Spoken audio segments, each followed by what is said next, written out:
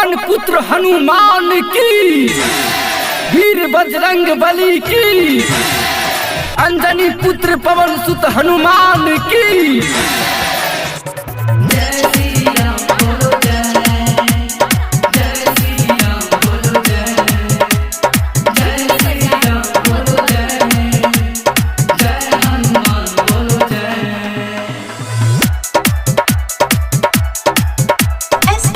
Recording studio Saharsa.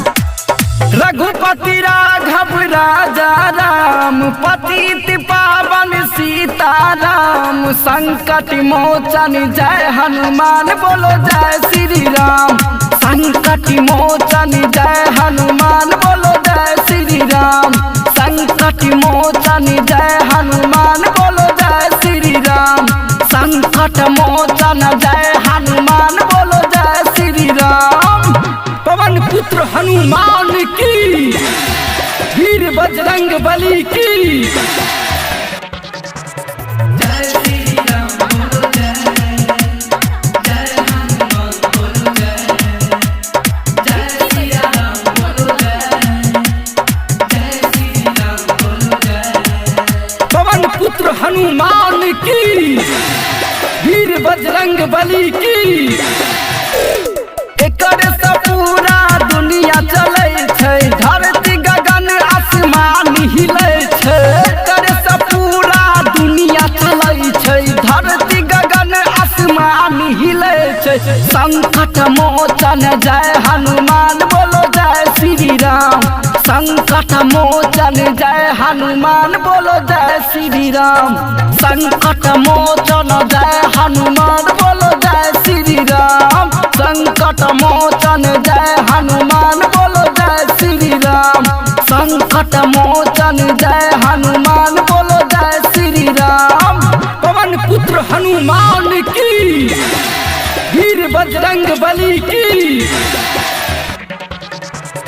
जय श्री राम बोलो जय, जय हनुमान बोलो जय, जय श्री राम बोलो जय, जय हनुमान बोलो जय। पवन पुत्र हनुमान की, वीर बजरंग बली की। हाँ, राम जी जन्म लेलकै अयोध्या में, रामचरित मानस रचलकै दुनिया में। संकट मोचन जय हनुमान बोलो जय श्री राम। संकट मोचन जय हनुमान बोलो जय श्री राम। संकट मोचन जय हनुमान बोलो जय श्री राम। संकट मोचन जय हनुमान बोलो जय श्री राम। संकट मोचन जय हनुमान बोलो जय श्री राम। संकट मोचन जय हनुमान बोलो जय श्री राम।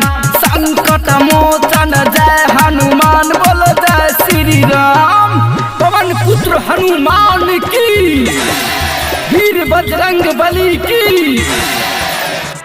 जय श्री राम बोलो जय, जय हनुमान बोलो जय, जय श्री राम बोलो जय, जय श्री राम बोलो जय।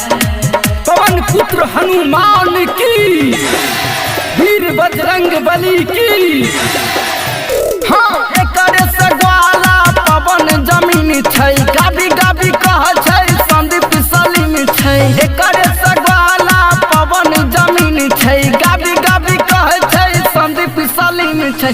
संकट मोचन जय हनुमान बोलो जय श्री राम। संकट मोचन जय हनुमान बोलो जय श्री राम। संकट मोचन जय